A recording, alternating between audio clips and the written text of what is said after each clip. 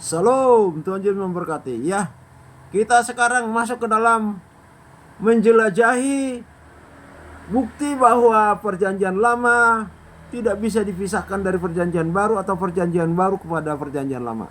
Ada teman muslim yang berkata bahwa Kristen menyontek Talmud orang Yahudi bahwa perjanjian lama tidak ada kaitannya dengan perjanjian baru. Nah, ini saya menelusurinya bahwa Yesus mengutip perjanjian lama. Di dalam Matius dikatakan bahwa hukum yang utama itu ialah, wahai bangsa Israel, Allah kita itu Esa. Tuhan Allah kita itu Esa. Jadi ada dua sebutan, Tuhan dan Allah ya. Jadi Yesus itu adalah Tuhan dan juga dia Allah. Karena Yesus mau menyelamatkan orang Arab. Karena mengerti Allah itu adalah mengerti Allah, ada Allah. Meskipun Allahnya dari Hubal, Allahnya orang Quraisy. Nah, Yesus itu memakai Allah ini supaya mendekatkan diri kepada bangsa Quraisy. Salah satu bangsa Quraisy yang masih ada di Indonesia yang tersohor adalah Bapak Quraisy Shihab. Ya banyak. Saya itu juga mendapatkan pelajaran dari orang Quraisy. Dia meneliti Alkitab dengan Al-Quran bahwa Isa itu di Al-Quran banyak sekali. Ya, meskipun mereka sebutkan itu Nabi, kalau Pak Quraisy, Ahmad Quraisy nggak salah ya, dia tidak menyebutkan itu. Ya, ada juga nggak suka itu. Yesus itu, Isa itu adalah Nabi. Nah, jadi yang saya masukkan yang tersohor itu adalah Menlu zamannya Pak Harto. Itu Menlu abadi itu, wah luar biasa. Percaya Pak Harto itu, Pak Shihab Quraisy ya. Nah, jadi dia berkata, dia mengambil jalur yang di Al-Quran itu yang memuliakan Isa. Dia tidak mengambil jalur yang sering dia ambil oleh intoleran. Bapak ini mengambil jalur berbeda. Ya pada umumnya NU Muhammadiyah juga ya mengambil jalur berbeda dengan yang manusia Islam intoleran. Jadi Bapak ini bilang, ada Muhammad berfirman, bersabda lah kalau orang Islam ya, kalau orang Kristen itu meminta uang kepadamu, jangan engkau tagih, jangan engkau jadikan piutang. Berikanlah kepada mereka apa yang sanggup kau beri untuk membangun gereja, yang membantu yang masih kurang. Itu loh. Bapak ini yang anaknya si Naswa Shihab itu. Nah itu. Jadi apalagi Naswa Shihab itu, dia bercerita, loh saya ini dibesarkan di kantangannya orang Kristen. Saya bisa merasakan kasih mereka. Saya itu puasa, yang menyiapkan puasa adalah tuan rumah saya. Jadi Naswa Shihab ini gak bisa lepas dari hidupnya itu, rohnya itu, tubuh darahnya itu dari orang Kristen. Di Al-Quran itu ada bersandingan, bukan berseberangan, berlawanan. Tapi ada juga di Al-Quran itu berseberangan. Nah, jadi Islam itu ada dua, yang intoleran dan yang toleran. Toleran kita nggak usah lagi tanya. Gus Dur itu berjuang terus supaya NKRI ini tegak, menegakkan Bhinneka Tunggal Ika, itu fakta nggak bisa dipungkiri. Tapi intoleran meniadakan fakta ini. Lo bagaimana hitam kok ditiadakan, tetap hitam lah faktanya. Bahwa memang Islam ada dua seperti itu. Sementara yang toleran ini main ancam. Katanya rektor UI Universitas Islam itu ya, siapa itu? Yang orang ini yang intoleran ini main ancam. Semua takut, termasuk Islam yang mayoritas pun takut. Jadi sekarang itu sangat luar biasa ya. Dengan adanya debat, semua sekarang berani berdebat. Ya. Berani berdebat. Pengacara berdebat. Tapi ya janganlah main jotos lah. Main otak aja, yang benarnya mana, mempertahankan. Boleh suara keras segala macam. Ya kan? Itu polanya Rasman Nasution itu sama pengacara kondang itu, Hutapea itu, yang cincinnya banyak. Ya, saya lihat Rasman itu sebenarnya tidak memukul. Hanya saja main gertak supaya lawannya itu loyo, jatuh mentalnya. Tetapi diartikan mau menghina pengadilan atau saya heran ya. Saya punya perkara nomor 46 garing PDT G garing 2026 garing PN titik Surabaya. Saya itu sudah 5 kali sidang. Itu ada tergugat pemerintah kota Surabaya nggak pernah hadir, nggak ngerti saya siapa, modelnya seperti apa, segala macam itu. Nggak pernah hadir. Terus 4 kali mediasi juga nggak pernah hadir. Pemerintah loh. Waduh, luar biasa pemerintah kota Surabaya yang tidak menghargai PN. Ya janganlah saya lah, PN aja. Yang begitu kok nggak menghina pengadilan ya? Kalau ribut-ribut itu menghina pengadilan. Di mana ini peraturan seperti itu? Harusnya mereka mempergunakan haknya tepat pada tempatnya. Bukan merugikan orang lain mempergunakan hak itu. Memang haknya mereka hadir atau tidak. Tetapi kan masih pengadilan yang mengundang, bukan saya. Relasi itu kan undangan dari pengadilan. Itu pun tidak dihargainya dan tidak dinilainya apa-apa. Itu sebenarnya menghina itu. Lebih seperti Rasman itu langsung atraktif ya. Bukan hanya seperti itu. Justru yang begini ini juga perlu ditegakkan. Beretika lah mempergunakan hak itu. Contoh misalnya dia punya sepeda motor, itu haknya. Dia mempergunakannya dengan memarkir di depan pintunya orang lain. Apakah seperti itu beretika pemerintah kota Surabaya? Wah, saya heran. Jadi makanya dari situ sudah kelihatan betapa dilecehkannya. Itu tergugat 2, tergugat 3, tergugat 4, dijunjungnya, dibelanya, dilecehkannya penggugat 1, penggugat 2, saya sendiri dan Prinsipal Suryani. Di mana tanah ini telah dihuni dan telah diusahakan dan dimanfaatkan sejak dia membayar pajak, sejak keluar nomor objek pajaknya 158.0 ya, tahun 1997, 1998 lah keluar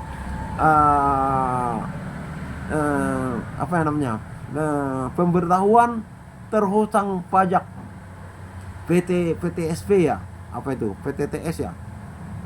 Nah itu nomor 1580.0 itu. Lah diserobot oleh tergugat 2 dan tergugat 3, tergugat 4. Pembelaan Pemkot itu sangat kental sekali di dalamnya. Sangat kental sekali. Nah, terbukti lagi dia tidak pernah hadir di dalam sidang sudah 5 kali dan di dalam sidang formil, sidang mediasi 4 kali. Coba 9 kali saya utak ke sana bolak-balik menanti dengan perpanjangan waktu segala macam itu, tapi tidak pernah ketemu dan tidak tahu seperti apa rupa dari pemerintah kota Surabaya itu. Waduh, sangat luar biasa. Inilah buktinya. Mereka menyepelekan kan peraturan itu, menyepelekan lembaga kehakiman. Itu sebenarnya juga sudah menghina lembaga penghakiman itu. Tidak hanya seperti polanya Rasman itu ya. Waduh, itulah. Jadi harusnya seperti itu. Memiliki hak tetapi jangan merugikan orang lain. Saya dirugikan itu. Waktu panas-panas, sudah biaya bensin, makan, minum, tidak ada gunanya saya hadir bagi atas anu mereka. Tetapi saya ke pengadilan, ya berguna lah. Saya merasa penting sekali bahwa saya itu benar. Makanya saya membela hak-hak saya itu, saya dirugikan. Ya, itulah. Jadi kita lanjut ya. Mengenai keterkaitan hubungan antara perjanjian lama dengan perjanjian baru bukan dijiplak. Tapi Yesus sendiri mengatakan perjanjian baru itu adalah bagian dari perjanjian lama. Dan Yesus mengaku dirinya adalah suku keempat Yehuda. Dan dia mengutip perjanjian lama dan keseluruhannya dikutip ya. Coba kita baca di dalam bahwa Yesus mengatakan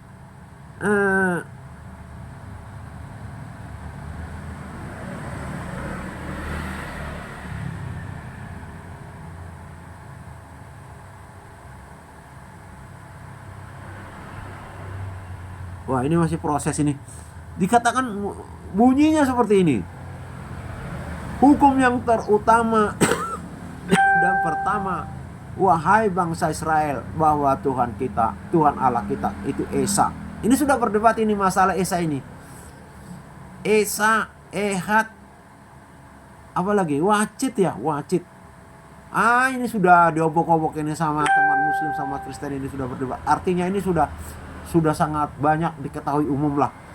Tapi masih ada yang masih pendatang-pendatang baru, masih belum masih tanya lagi. Ya sudah, ya kita jelaskan lagi.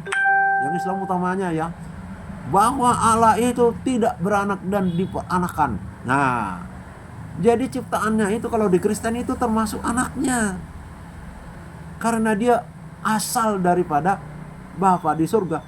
Itu perempuan itu punya anak karena anak itu berasal dari si perempuan, itu ibunya. Itu dasarnya mengatakan itu anaknya. Kalau tidak berasal itu bukan anaknya.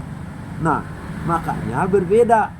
Anaknya Maryam, Nabi Isa Al-Masih, berbeda dengan anaknya Maria. Kalau di Maryam itu katanya teman-teman Muslim adalah Nabi Isa.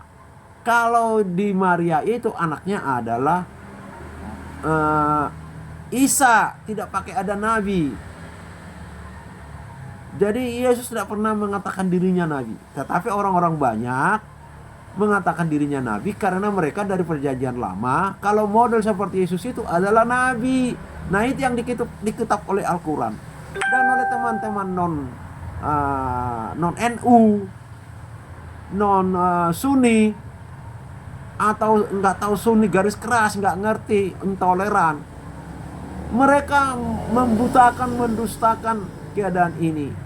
Dan mereka mengutip, kafirlah orang yang mengatakan putra Maryam adalah salah satu dari Allah. Loh, putra Maryam kok? Kami itu kan putra Maria, kami kok dikafir-kafirkan? Bayangkan. Jadi dipakai itu untuk menjas, manipulasi, mendustakan, memprovokasi, mengembangkan roh nyinyir. Itu loh. Wah, itulah sama seperti babi. Babi Kristen itu diternakan sampai sekarang, makanya ada. Nah, itu dianggap babinya Muslim. Babinya Muslim keluar dari ekor gajah. Kalau enggak dari lubang tai, ya lubang pipis. Makanya mereka bilang haram, haram, haram, haram. Karena Yesus lahir dari Ibu Maria, tempatnya keluarnya pipis, mohon maaf ya, terpaksa. Mereka terus menajiskan Yesus, mengharamkan Yesus. Padahal mereka juga seperti itu, tidak menajiskan diri mereka sendiri. Yesus mau sangat dengan manusia itu. Yesus mau bergaul dengan manusia itu. Yesus mau makan, tidur bersama-sama dengan manusia itu. Bahkan dia berkata, orang-orang yang tersingkirkan, orang-orang yang terjolimi, orang-orang yang tidak mendapatkan keadilan, kesitulah dia datang. Coba, bukan kepada orang yang di istana. Coba, sehingga dia lahir di kandang domba supaya dekat kepada mereka. Nah, kemudian teman-teman intoleran ini sama dengan Maryam itu, dengan Maria. Itu babi Muslim itu yang keluar dari ekor gajah itu. Permintaan Nuh kepada Allah Subhanahu wa Ta'ala karena sudah banyak kotoran atau tai selama dia di laut itu, untuk membersihkan kotoran itu, maka keluarlah babi itu. Logikanya kalau apa yang keluar dari gajah, ya bentuknya seperti gajah lah. Jadi babi muslim itu bentuknya seperti gajah. Tidak sama dengan babi Kristen, tetapi itu mereka begitu yang intoleran itu mengatakan babi yang sekarang ini adalah babinya muslim. Wah, ini tidak bisa. Kalau di pengadilan mari kita uji dalilnya itu. Kalau ayam menghasilkan ayam, kalau manusia menghasilkan manusia, kalau gajah menghasilkan gajah.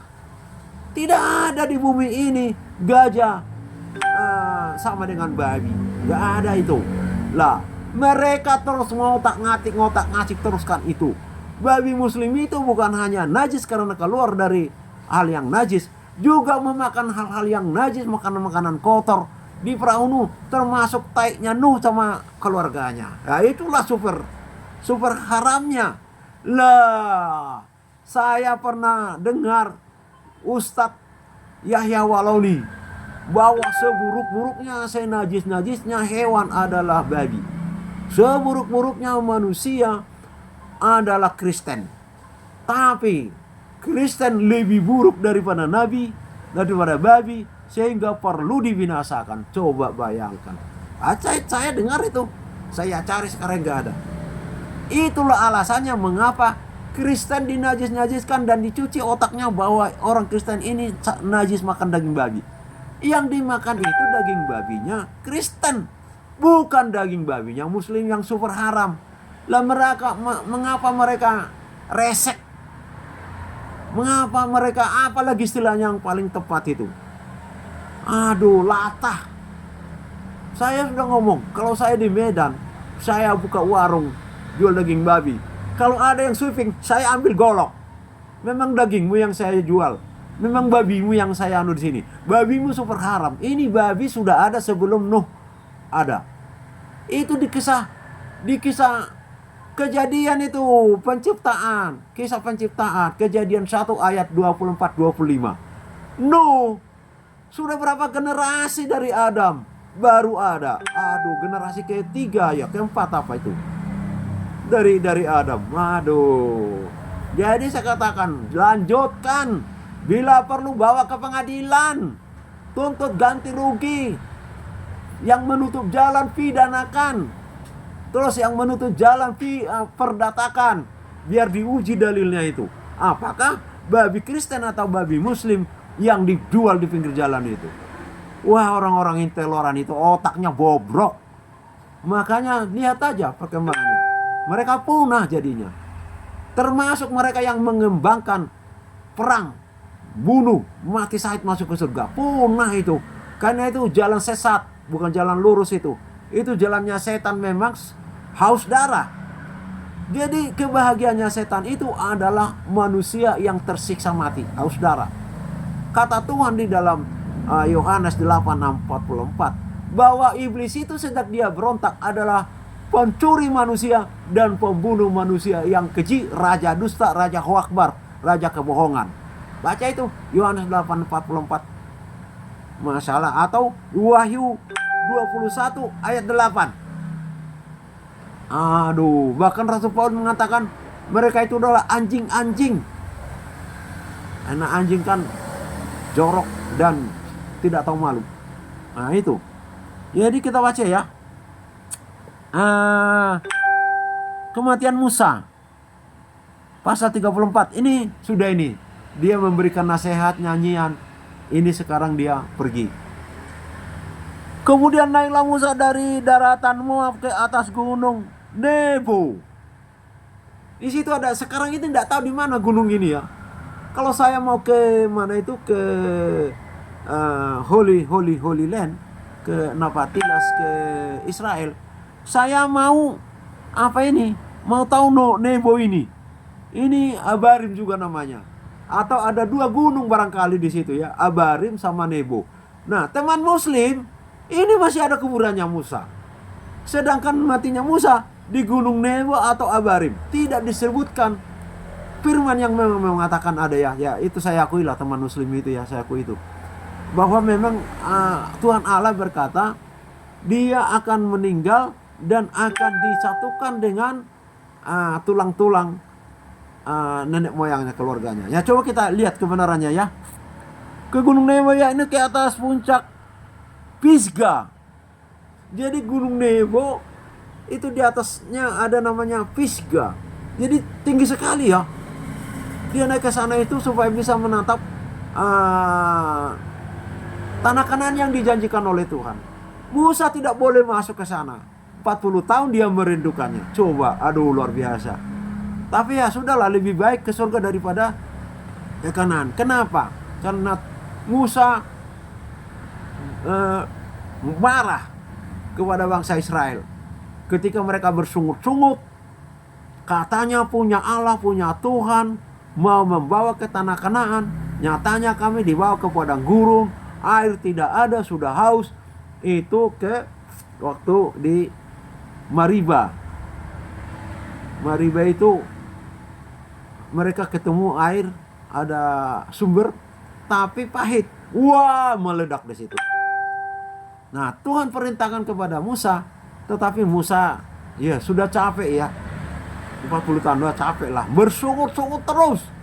Mari kembali ke Mesir, mari kembali ke Mesir. Meski menjadi budak lebih baik daripada ke sini, mati kita di padang gurun ini. Ini Tuhan Allah model apa ini? Waduh, sudahlah. Banyak orang yang bersungut-sungut seperti itu. Bagaimana Musa bisa bertahan rohnya, hatinya? Nah, itu Tuhan katakan, Tuhan celak sikapnya Musa tidak konsisten bertahan di dalam kebenaran. Terus ketika di mana itu? Di mana Musa diperintahkan, setelah itu air juga tidak ada. Kering. Tuhan perintahkan Musa berbicara, gunung, batu, keluarkan air. Wah, sebenarnya Tuhan mau memperlihatkan kuasanya kepada Musa. Hanya berkata saja, seperti Bapa surga hanya berkata saja, tanah hendaklah mengeluarkan semua jenis tanaman. Nah, keluar. Lah, jadi Tuhan Allah memposisikan Musa ini seperti dirinya sendiri. Tapi itu Musa geram, marah sekali atas sungut-sungut itu. Diambilnya tongkatnya, langsung marah, dipukulnya batu itu. Keluar memang air. Tapi Tuhan berkata bahwa Musa tidak menghormati kemuliaan Tuhan. Padahal di kesempatan itu Tuhan mau membuktikan bahwa janjinya ke tanah Kanaan benar dengan hanya menunjuk gunung batu itu. Gunung batu, keluarkan air. Nah, Musa marah. Itulah alasannya oleh Tuhan Allah Musa tidak boleh ke tanah Kanaan. Sebagai kita manusia itu ya jelaslah pengenlah ke kota Kanaan lah. Dijanjikan berlimpah susu dan madu. Musa nggak pernah mengecapnya. Ya, tapi ya kalau secara surgawi ini lebih baik lah. Lebih baik surga daripada tanah Kanaan. Buktinya sampai sekarang tanah Kanaan, Yerusalem ribut. Darah terus bertumpah-tumpah di situ. Ya, kalau kita melihat ini ya lebih baik Musa ke surga lah. Ya, kita lanjut ya. Gunung Pisgah yang di tantangan Yeriko. Nah, ini ada Yeriko. Tantangan itu ya, lembah mungkin ya. Enggak tahu tantangan ini bahasa itu. Kalau saya mau ke sana, mau saya tahu di mana itu Gunung Nebo, puncak gunungnya namanya Pisgah, di tantangan Yeriko. Ada lagi disebutkan nama yang lain itu Abarim, Gunung Abarim. Apakah ada dua gunungnya atau gunung yang sama, saya tidak tahu ya. Lalu Tuhan memperlihatkan kepadanya seluruh negeri itu, tanah Kanaan. Jadi Musa lama berdiri menatap tanah Kanaan. Oh, tanah Kanaan. Saya sudah lega sekarang. Aku telah melihat engkau meskipun aku belum tidak ke sana, tidak boleh sama Bapa di surga. Jadi Musa menatapnya perjuangan dia 40 tahun untuk mendapatkan itu. Dia hanya menikmati dari jauh. Jadi itu ajaran bagi kita. Jangan seperti Musa yang kita cari kerajaan surga dengan segala persoalan, dinajis-najiskan, dikafir-kafirkan, diprovokasi, dihambat untuk mendapatkan pekerjaan, dihambat untuk mendapatkan ibadah, tempat ibadah, tapi tidak masuk ke surga karena kita melawan kemuliaan Tuhan, karena kita tidak taat. Hati-hati, ini ajaran bagi kita ini ya. Untuk apa kita percaya kepada Yesus punya agama kalau bukan untuk ke surga? Kalau hanya di dalam dunia ini semua bangsa mendapatkannya, Yang kaya itu mulai dari Elon Musk, terus ada Cina, macam-macam.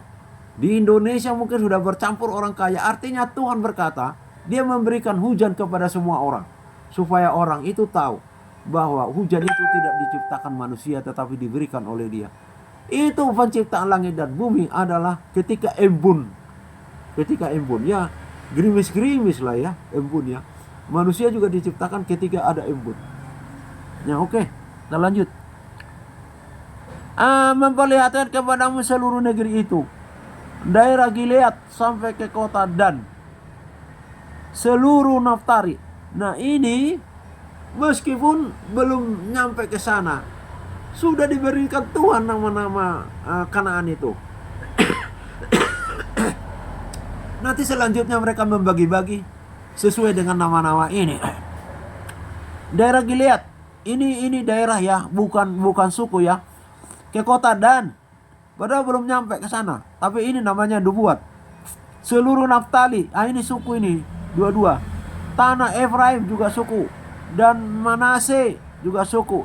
Seluruh tanah Yehuda, ini daerah Yehuda, ini suku. Sampai laut sebelah barat. Ini laut sebelah barat, tidak tahu ini mana ini. Ini apa itu ya? Yang Sidon ya. Sekarang di anu apa itu? Di anu Yordania apa Israel? Bagi dua ini Sidon ini. Laut, tanah Negeb, ini lembah Negeb. Wah, sekarang itu namanya gurun pasir. Itu diberikan oleh orang Palestina kepada perantauan bangsa Yahudi ke sana, sehingga menjadi negara. Karena gurun pasir. Mereka pikir gila ini orang Israel, kok gurun dibeli. Jadi Israel itu mulanya membeli-beli tanah yang tidak dipakai orang Palestina. Dibangun makin banyak jadi negara. Ya salahnya Palestina juga menjuali tanah itu. Dan lembah Yordan. Nah, lembah Yordan ini ada ini sampai sekarang. Ada sungai Yordan. Ini di sini dulu kota Sodom dan Gomora. Ini dipilih oleh Lot dengan melihat ya wajarlah secara manusia. Ngapain susah-susah nyari air, di sini ada air. Ngapain susah-susah cari makan ternak, di sini semua rumput-rumput hijau segala macam. Wah, langsung dia memilih ini. Wah, dia pikir, wah Abraham menawarkan saya ini. Wah, jelas saja saya udah luar biasa, neng nong. Mungkin dia sudah nari-nari. Ternyata dihukum dengan api. Setelahnya, ya selanjutnya, ketika pohon kurma itu, wah ini pohon kurma, wah subur sekali di situ sampai Joar, dan berfirmanlah Tuhan kepadanya, itulah negeri yang kujanjikan dengan sumpah kepada Abraham, Ishak dan Yakub. Demikian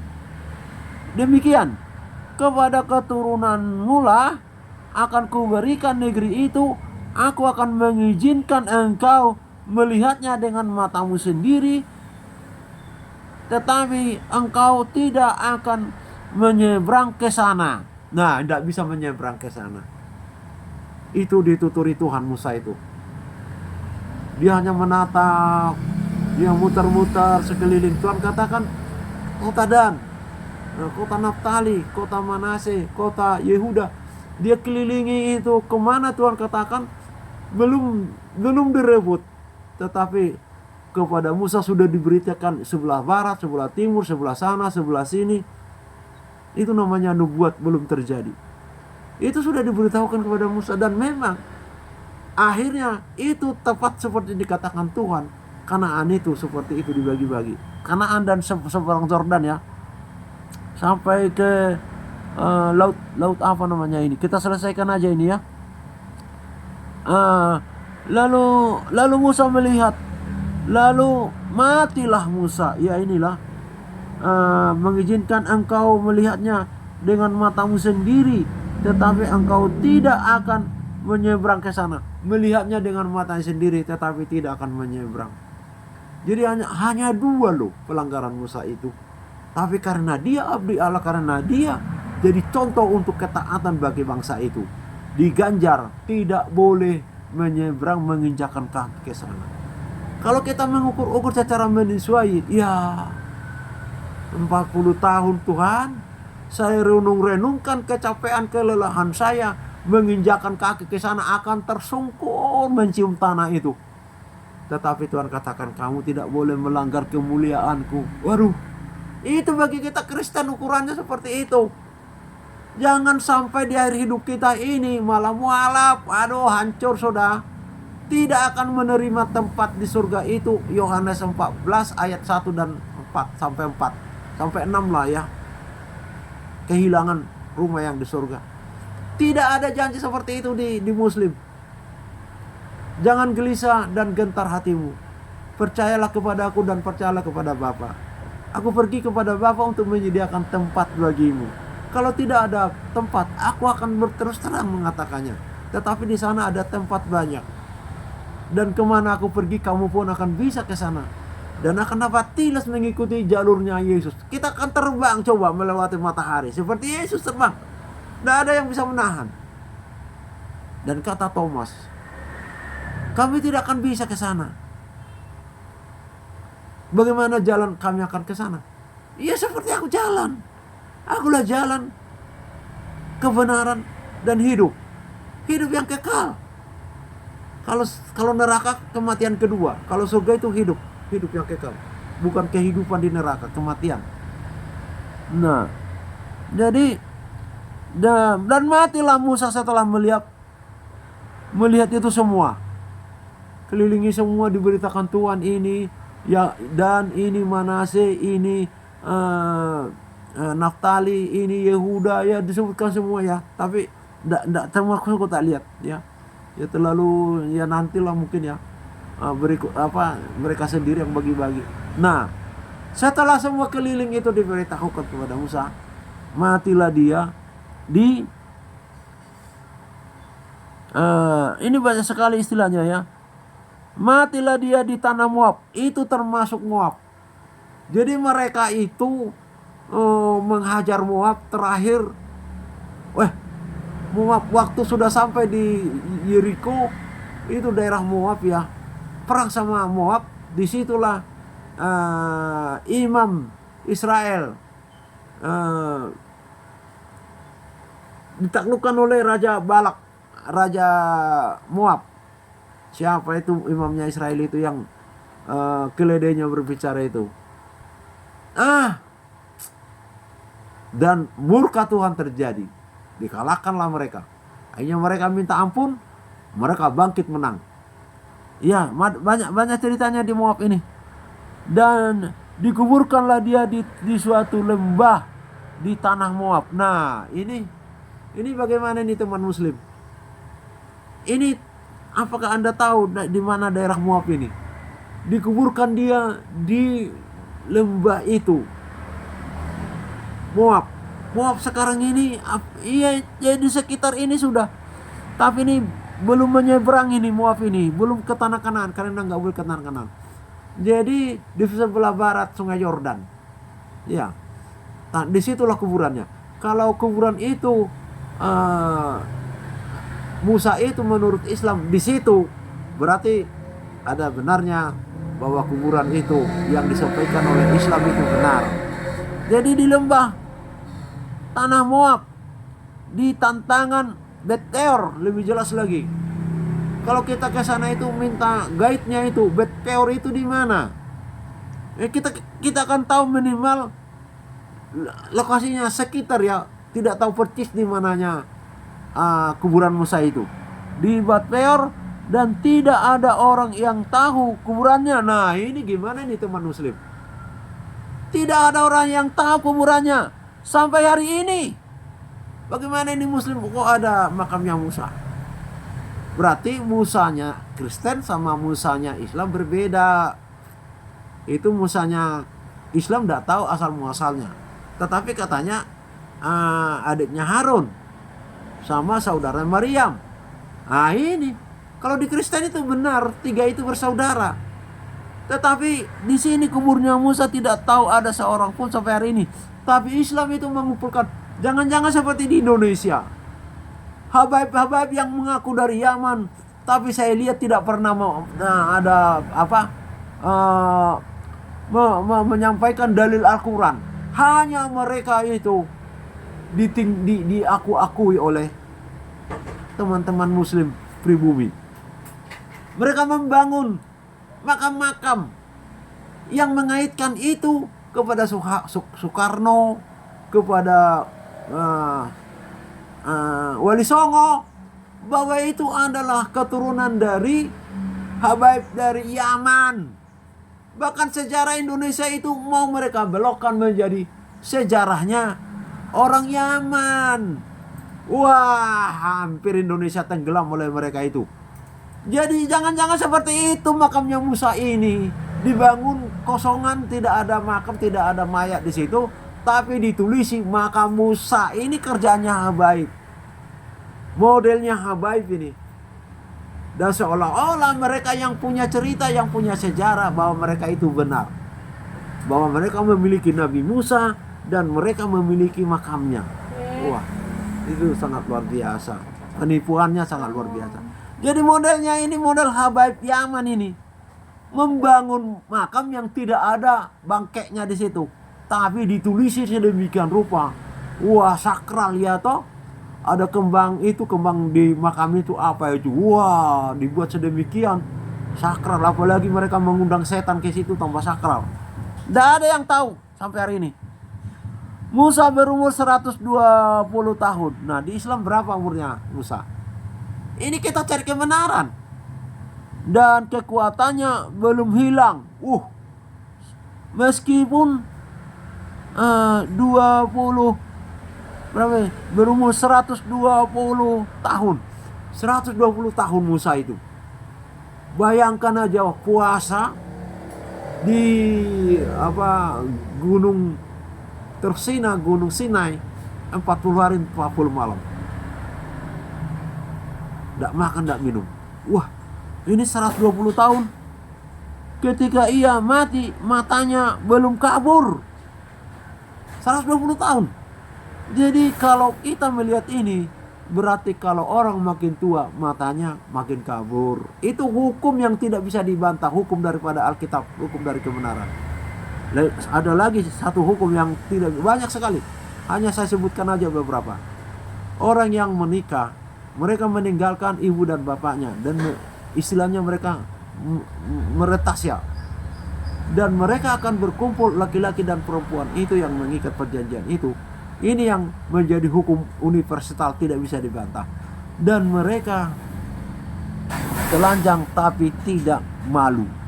Mana ada suami istri tidak telanjang berkumpul di dalam satu kamar. Ini hukum yang tidak bisa dibantah. Maka ini adalah kebenaran. Ini adalah kebenaran Alkitab ini. Ya. Belum kabur dan belum hilang. Orang Israel menangisi Musa di dataran Moab 30 hari lamanya. Jadi mereka turunkan kelihatannya ini Musa dari gunung Pisgah, dari gunung Nebo, dari gunung Abarim. Ya. Di Balpeor ya, Bet-peor. Di tantangan Bet-peor. Ini kalau ke sana kita melihat tantangan Bet-peor itu lembah Moab. Mungkin kita sudah tahu ancar-ancarnya Musa itu dikuburkan di situ ya.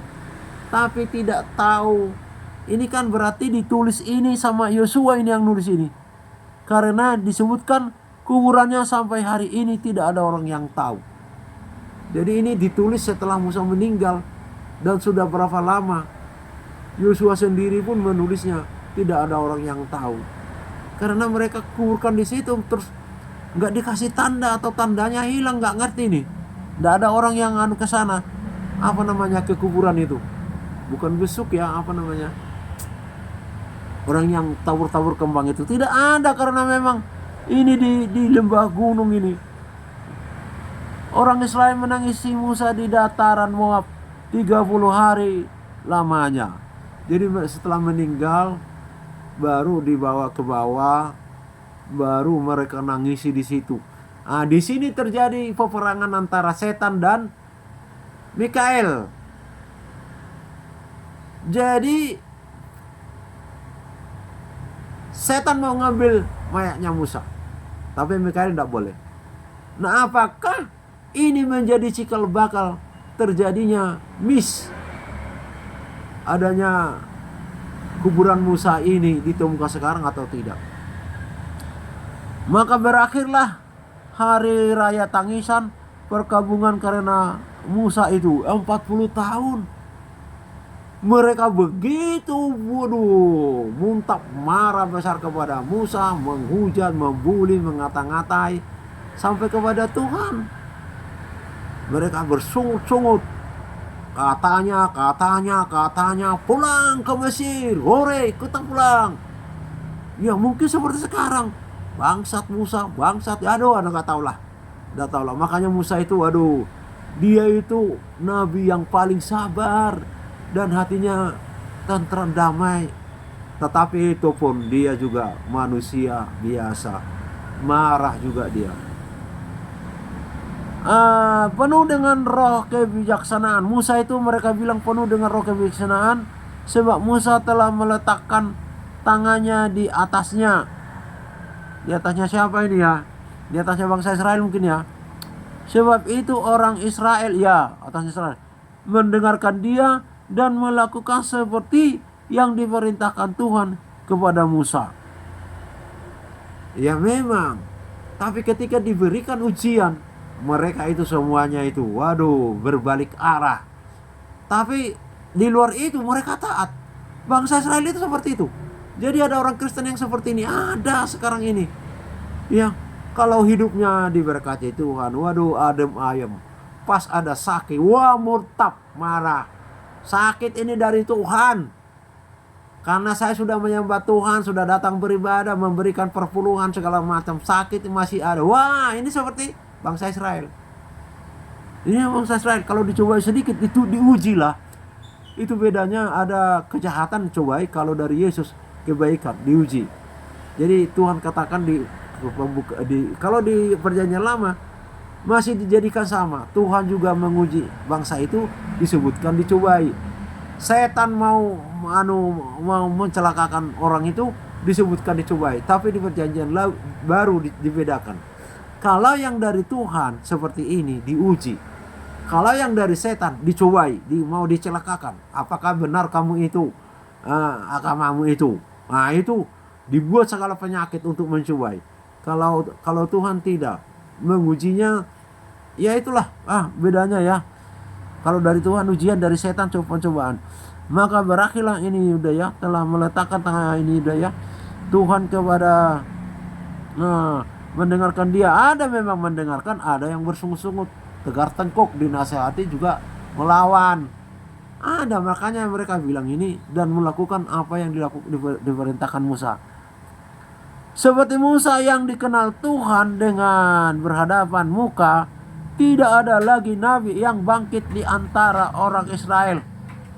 Musa itu berhadapan muka, saudara, teman-teman muslim. Kenapa tidak mati menurut firman? Dijelaskan di dalam Matius 5 ayat 8 ya. Berbahagialah orang yang suci hatinya karena bisa melihat Allah. Jadi seperti itulah kesucian seorang Musa untuk dapat bertatap muka dengan Tuhan Allah, tidak mati. Bisa.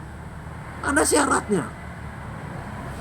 Nah sekarang, Kristen itu dicucikan oleh darah Yesus. Apakah mereka sudah memiliki syarat suci hatinya supaya bisa melihat Yesus sekarang? Ya mohon maaf ya, saya aja belum pernah. Teman-teman muslim yang malah keduluan melihat wajah Yesus. Apa mereka sudah suci, memenuhi syarat? Matius 5 ayat 8. Iya, karena keinginan Yesus sendiri yang menyucikan mereka. Karena Tuhan katakan dia meninggalkan domba yang 99 hanya untuk mencari satu ekor domba yang terhilang. Itu ibaratnya pepatahnya seperti itu. Jadi kepada muslim Tuhan begitu murah hati memperlihatkan wajahnya. Tetapi kepada Kristen sampai saya ini Tuhan setiap minggu mau melihat wajahmu, mau bertemu dengan wajahmu yang mulia yang telah bangkit dari kubur. Saya tidak mau, tidak lagi konsen kepada wajahmu yang dilukis segala macam. Saya yang dari kubur bangkit mulia bersinar. Saya masih belum layak. Ya, selamat. teman-teman muslim yang telah melihat wajah Yesus ya. Wah, itu tidak gampang. Syaratnya harus suci hatimu. Tapi Yesuslah yang mencucikan hati.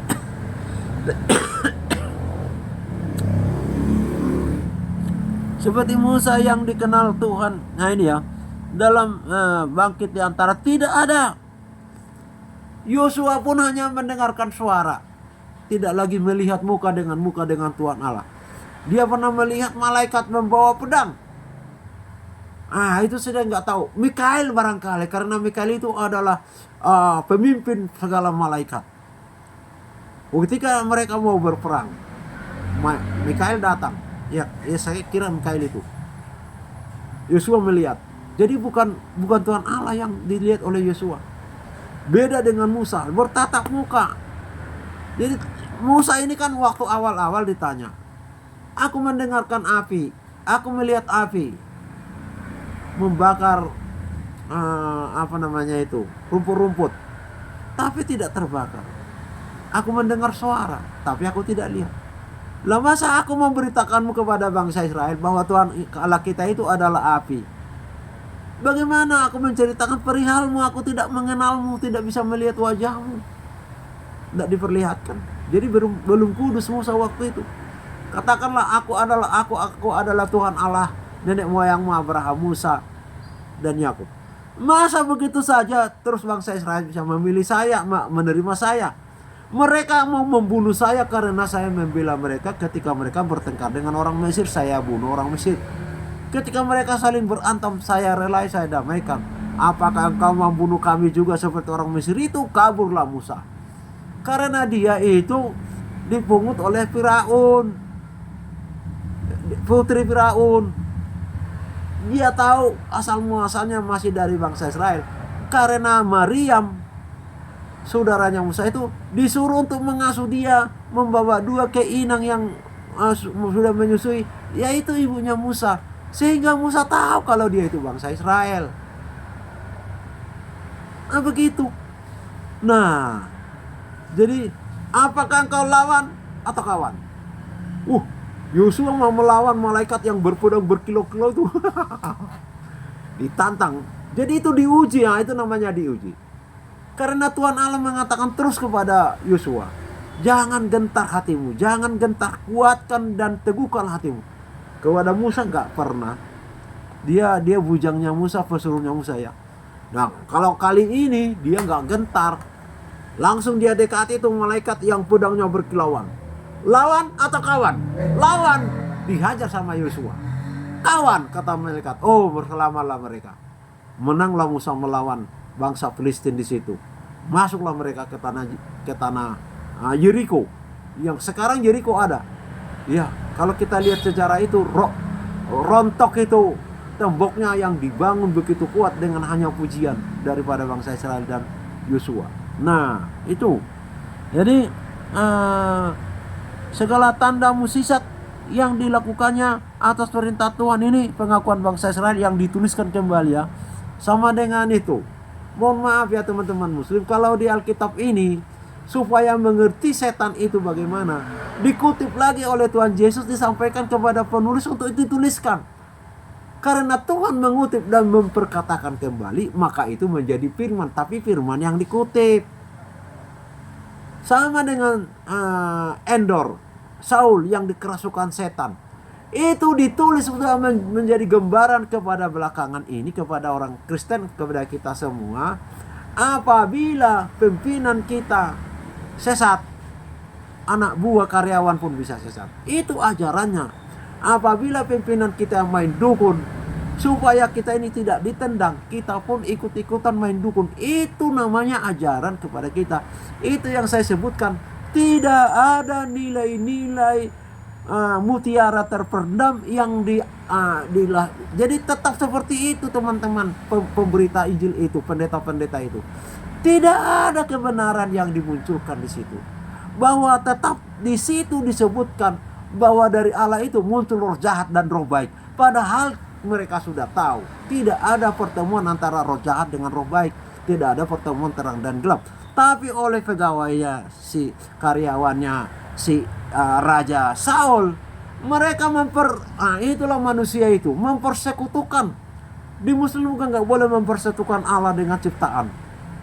Nggak boleh, musyrik namanya. Kalau Allah itu bisa menghapus dosa, tidak ada lagi yang bisa menghapus dosa. Tetapi An-Nahl 91, Nabi Muhammad mencium dan mengusap batu hitam itu dan mengatakan siapa yang melakukannya dosanya dihapus. Siapa itu? Sahabatnya Musa itu. Umar kata ya, kalau aku tidak melihat Nabi melakukannya itu, saya tidak percaya ini bisa menghapus dosa. Tapi karena Nabi melakukannya, maka aku melakukannya. Nah itu dipersekutukan, musyrik namanya. Nah, jadi terhadap Firaun dan ini dilakukannya, ini pengakuannya sama seperti ini di pengakuan bangsa Israel, disuruh dituliskan kembali kepada Yosua. Jadi kitabnya Musa ini ya kolaborasi antara Yosua dengan Musa yang menuliskannya. Tetapi kalau ulangan ini ya seperti ini tulisannya Yosua ini, tidak tahu pasal berapa dia tulis ini, sampai dari pasal berapa ke sampai pasal berapa. Tapi yang 34 ini Yosua yang menuliskan ini, karena dia penggantinya Musa ya. Nah ini disuruh tuliskan ini apa yang dikatakan oleh bangsa ini, pengakuannya terhadap Musa di tanah Mesir, terhadap Firaun dan terhadap semua pegawainya. Ini musisat kutuk ya, tulah kepada bangsa Mesir 10. Lalu saya berkata kemarin itu, Iran itu juga kena tulah karena Ali Khamenei, Ayatullah Ruhollah lagi, Ali Khamenei mengatakan Yesus itu adalah nabinya dia, dan dia mengucapkan senama Natal. Dia mengira dia sudah hebat, sudah diterima, padahal dia merendahkan Yesus itu dari Tuhan menjadi nabi, dan nabinya batu hitam. Bayangkan, karena dia percaya Allahumma Hajar Aswad itu adalah Tuhan. Jadi saya sudah mengatakan lewat debat, berarti juga Nabi Muhammad adalah nabinya batu hitam. Kenapa Nabi Muhammad tunduk dan takluk, mencium dan mengusap batu itu dan mengatakan dosanya dihapus? Musyrik. Makanya saya katakan kepada teman-teman Muslim, bahwa ini urusilah, serukan kepada Muslim, jangan mencium dan mengusap batu itu. Tapi mereka nggak boleh ganti itu. Ya udah, lanjutlah seperti itu.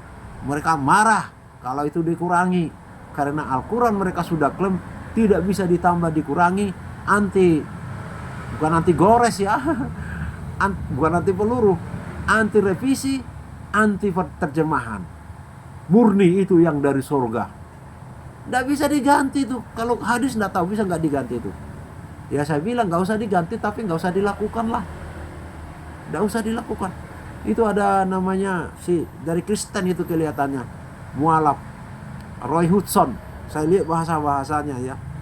Kamu serukan kepada teman-teman Muslim, jangan mengusap dan mencium batu itu. Itu musyrik, dosa kekal. Kalaupun dosamu diampuni yang sebelum-sebelumnya, kamu digantikan dengan dosa musyrik. Berapa kali naik haji, berapa kali dia sudah musyrik. Musyrik itu adalah dosa yang tidak ada ampunan. Makanya ada Quran surah Maryam 91 7172 sudah menjadi ketentuan yang ditetapkan untuk mereka mendatangi neraka. Tidak disebutkan kembali mendatangi ketika mereka hidup ini dengan menolak gereja, mengatakan non halal bagi Kristen padahal halal bagi Muslim lah yang non halal. Tapi mereka tidak menyebutkan itu. Yang Kristen yang dipojok-pojokkan, dikafir-kafirkan, diprovokasi, dicuci otaknya, maulah mereka membom bunuh diri dengan mengatakan mereka najis, tidak layak hidup. Analisa saya seperti itu. Dalam hal segala perbuatan kekuasaan ini, bangsa Israel mengaku ya tentang Musa, dan segala kedahsyatan yang besar yang dilakukan Musa di depan seluruh orang Israel. Tamat. Nah, ini kita ke kitab Yosua. Dari pasal 34 ini Yosua yang berbicara. Jadi teman-teman, pengkhotbah pendeta di Tiberias, saya terus doa, Tuhan ungkapkan rahasia kebenaran-Mu. Kalau ini dikhotbahkan, tidak diungkapkan berita bahwa tidak ada. Yang saya maksud itu selalu berarah kepada berkat jasmani. Meskipun mereka menutupi, membohongi diri sendiri bahwa yang dimaksud adalah bukan hanya uang, tetapi biarlah nuraninya yang berbicara dan Tuhan sendiri yang menguji hati. Benarkah? Kalau memang yang kita masuk kekayaan rohani tidak hanya kepada uang. Aduh. Jadi ya sudahlah. Jadi banyak kan sudah.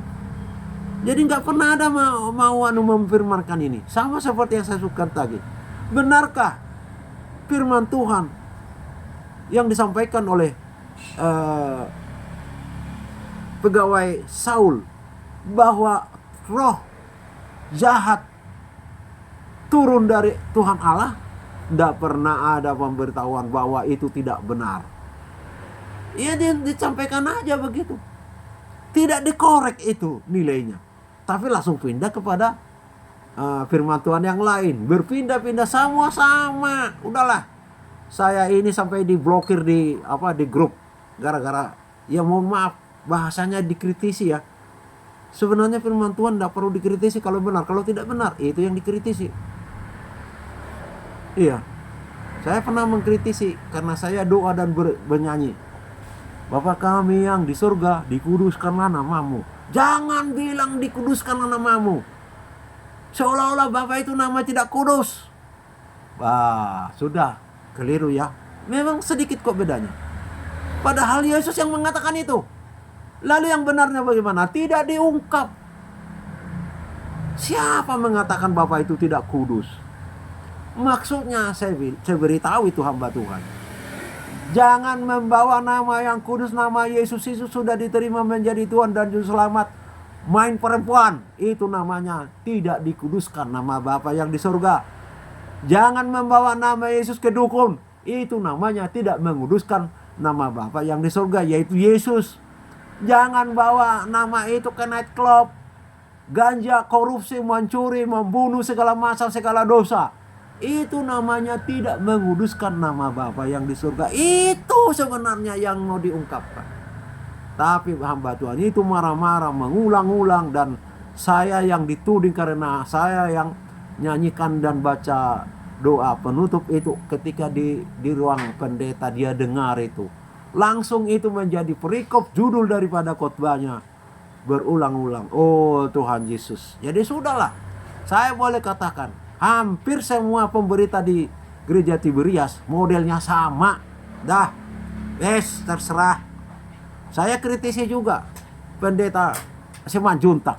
Kita menghidupi kebenaran. Siapa kita ini kok bisa menghidupi kebenaran? Kebenaran yang menghidupi kita. Udah terbalik. Ada lagi pendeta di Tiberias yang ini agak sungkan saya karena dekat sama Bu Gembala Sidang. Terimalah Yesus lahir di hidupmu pada hari ini, hari kelahiran. Itu mulai dulu saya sudah dengar setiap Natal pendeta menyerukan untuk menerima Yesus lahir di hidup kita. Kalau diberikan batasan bagi mereka yang menerima Yesus, dilahirkanlah engkau kembali daripada roh. Bukan lahir di dalam hati kita. Yesus itu lahirnya di kandang domba. Pendeta Elpris setiap tahun disuruh menerima Yesus lahir di hati kita. Lahir di kandang domba. Bagaimana? Coba. Sesat enggak? Sesat. Sudah diberitakan Yesus lahir di kandang domba, disuruh lahir di hati kita. Setiap tahun lahir. Kapan matinya, kapan bangkitnya Bapak Elpris? Ya sudahlah, terus terang, waktunya sudah sangat singkat. Banyak seperti itu modelnya. Ada lagi nyanyian, diberkati kau Tuhan atas pujian kami, sama dengan pendeta Simanjuntak. Kita menghidupi kebenaran. Waduh, siapa kita ini? Siapa kita ini memberkati Tuhan? Saya diberikan Tuhan dasar firman-Nya kalau itu sesat. Ibrani 7 ayat 7. Tidak dapat dipungkiri, yang memberkati itu lebih tinggi daripada yang diberkati. Lebih tinggi yang memberi daripada yang menerima. Kok kita itu diberkati kau Tuhan dengan pujian kami? Ada apa kamu itu lebih hebat daripada Tuhan? Banyak yang sesat lagu-lagu. Udahlah, pemberitaan firman juga banyak yang sesat. Saya ini tidak pernah dapat firman yang hidup, firman yang mati banyakan.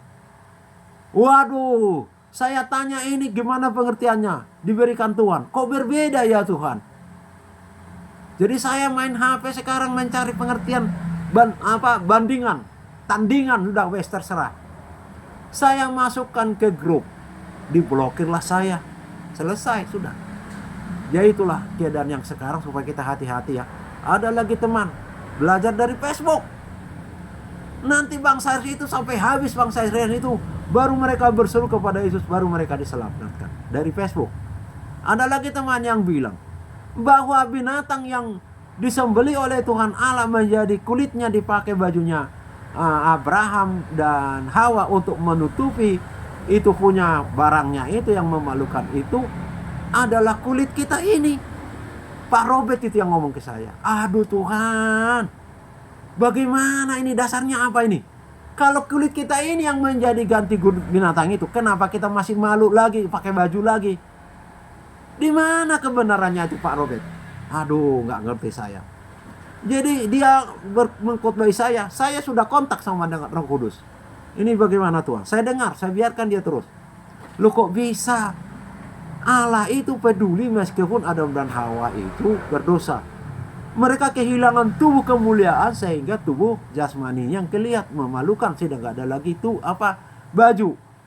Diambillah oleh mereka daun-daunan sawat untuk menutupi kemaluan mereka. Oleh Tuhan Allah kasihan, dipotonglah binatang, dibuatlah kulitnya itu seperti sawat lah, rok lah umpamanya lah. Kalau pakai kulit kita ini yang disamakan dengan kulit binatang, kenapa kita masih malu? Kenapa kita masih pakai pakaian Pak Robert? Ya saya nggak bisa konfirmasi langsung ya, dari sini aja. Semoga dia beli. Terpujilah Tuhan kekal selamanya. Haleluya, amin.